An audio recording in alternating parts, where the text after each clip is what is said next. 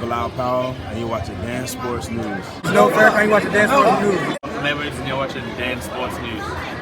This is Javon Quinlan, you're watching Dansportsnews. The kids, like the schools I went to, weren't always the best and all that. But, I made a way, and I got through it. And when I was 16, I moved to LA, and I graduated in Los Angeles. Right. So who were some of the boxers that you watched growing up? Who were some of the fighters you looked up to? Some of the boxers I would have to say would be, I was real old school. In who I liked. So I liked fighters like Roberto Duran, Sugar Ray Leonard, Tommy Hearns, Julio Cesar Chavez. But as of today, I look up to Floyd Mayweather, Manny Pacquiao, Juan Manuel Marquez, Marcos Maidana. I really like his style. Those type of fighters, Right.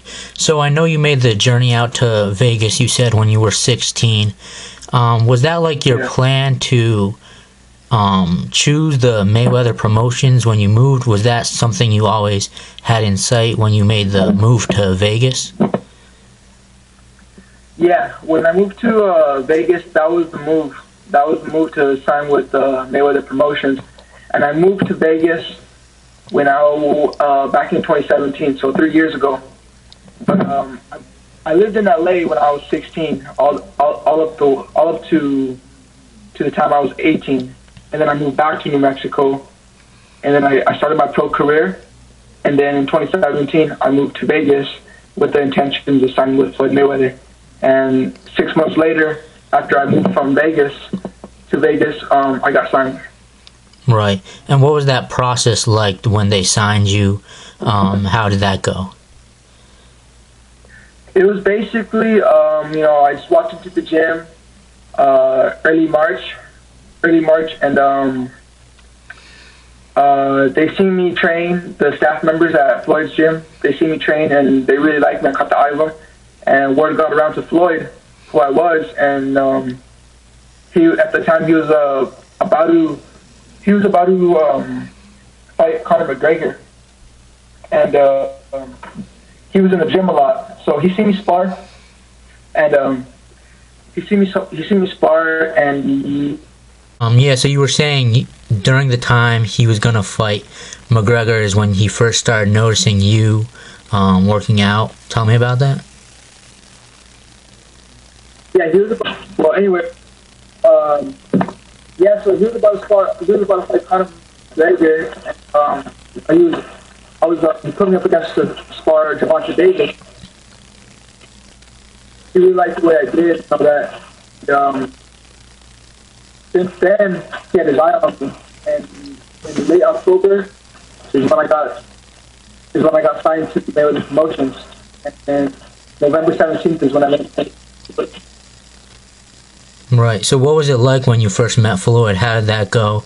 Were you like starstruck or anything like that? Yeah. Basically, I was a little starstruck. I was a little nervous, but I just talked to him like a normal person. He put me on one of his cards, and he said, "Yeah, I got you."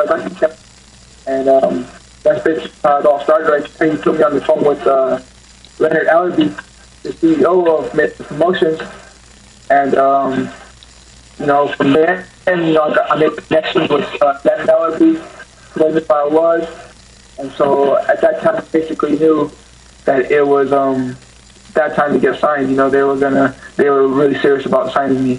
Right. So have you ever gone to any Floyd fights, like growing up or even now? Well, before he retired, did you ever go while you were signed to Mayweather Promotions? Anything like that? No, I didn't, because he had his last fight before I got signed. Oh, right. Okay. So I wasn't able to go into any of his fights and all that. And I know the tickets were really pricey, and at the time I didn't have the type of money like that to go to his fights. Right. Now, I know your dad trains you. He still trains you. Have you ever worked with Jeff Mayweather or any of the other people at the Mayweather Boxing Club? No, not for the most part. My dad trains me, And I also have two other trainers in New Mexico, Luis Chavez and Rudy Chavez. And then I also have a strength and conditioning coaches at Floyd's gym, Right. the Mayweather Boxing Club. So there's a total of 5 people that help contribute to my training. But I've done mitts with Floyd Mayweather Sr. Like I think 2 or 3 times I've done some mitts with them, and he's coached me in the corner and stuff like that. But we never really worked for a fight, or I never really had a training camp with him. Right. Now, back in December, as we know, you defeated Cesar Juarez by TKO to win the WBO NABO Junior Featherweight title. That was on the Gervonta Davis-Gamboa undercard. Tell me a little bit about that fight. How do you think it went down?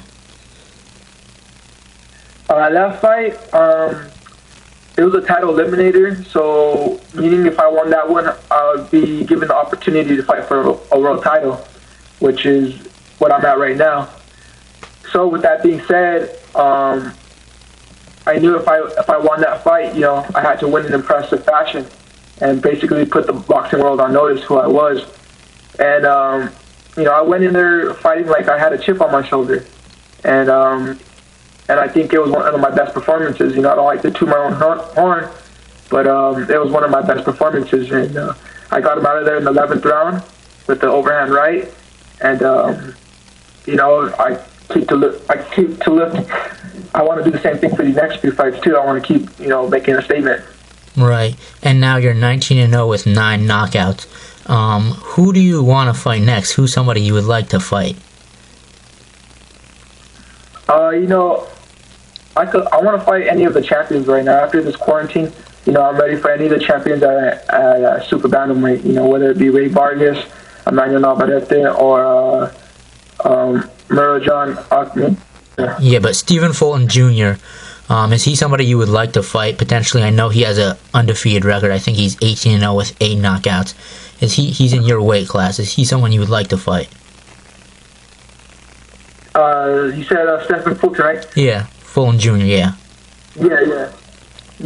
He's somebody I would like to fight. I know he's an up and coming fighter as well, and he's got a similar record. He has got a similar record to me. I think that'd be a great fight. Stylistically, it'd be a really great fight, and it'd be nice to fight for a world title with him. Right. Now, have you ever, or do you ever plan on in your future moving up to lightweight or another weight class, anything like that, to fight some guys like Devin Haney, maybe, or Ryan Garcia? Yeah, definitely. That's all in the mix right there. As I'm still growing into my body, so right now I think 122. I'll fight a couple fights at 122, then eventually move up to 126. 126, then 130, 135. As much as my body allows me to go, I'm willing to fight at any weight. Right. Now, with Ryan Garcia and Devin Haney, if that fight happens, those two against each other, what do you think about that? Who do you think would win in that fight? Those 2 fighters. Devin Haney and Ryan Garcia. That's a really even fight. I know they fought in the amateurs and it was pretty close. I think I'm not sure exactly who won, but I know. I think they split. It was both of like them got the better of each other. Yeah, I think it was like 4-4. Something like that. Yeah, and I think that'd be a good matchup. They're both very quick. They're both very quick in their in speed. They're both young, so I think that would be a great matchup. I honestly don't know who would win that fight in the pros. Right. What do you think about Lomachenko and Teofimo if they ever fought against each other? What do you think would happen there? Lomachenko and Teo, that's an interesting fight too. I'd have to go with Lomachenko on that one because of his experience. Teofimo, though, he's a hard puncher, and in boxing, one punch can change the fight, and Teofimo has the ability to do that. And you've seen that Lomachenko has been dropped already by Linares. So Teofimo has the real good chance. I wouldn't count him out with that fight. But for now, I'd have to say Lomachenko because of his experience. Right. Now, by any chance, did you see the Mike Tyson mitt work video? What did you think of that? Yeah, I did. I seen it. And that's incredible. I think at 50-some years old, he still looks like he's 23, 24. I mean, he's quick, he's fast. Like, he's got a good chance against some of the heavyweights of today. Honestly. Yeah, I think he could have I think he should have like an exhibition fight against someone just for fun. Yeah.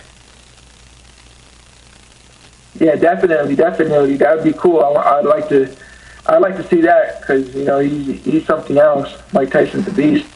Right.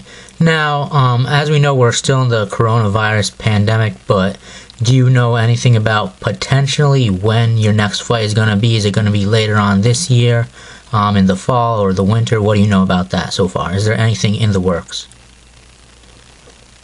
Now with this coronavirus, I'm guessing sometime in the fall, sometime in maybe August, September, somewhere around there, I'm thinking. Right, and that would be the title fight, right? Yeah, I think so. I think that would be the title fight. Could possibly be a tune-up fight, but I want the title fight. And top 5 all-time, pound for pound, in your opinion? Top 5 pound for pound. Oh man, that's a tough one. Floyd Mayweather, Roberto Duran,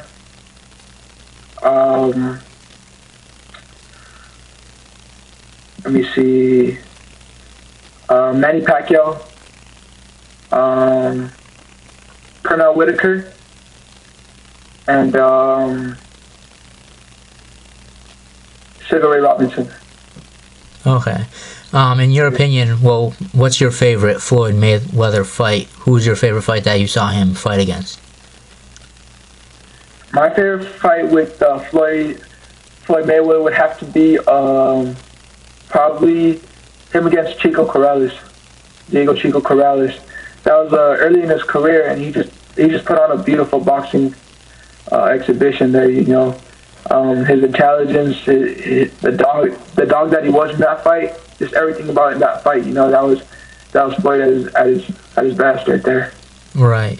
Now, I've spoken with lots of boxers, and they've all told me, in their opinion, that they really don't like boxing movies. What are some of your favorite boxing movies, and what do you think of boxing movies?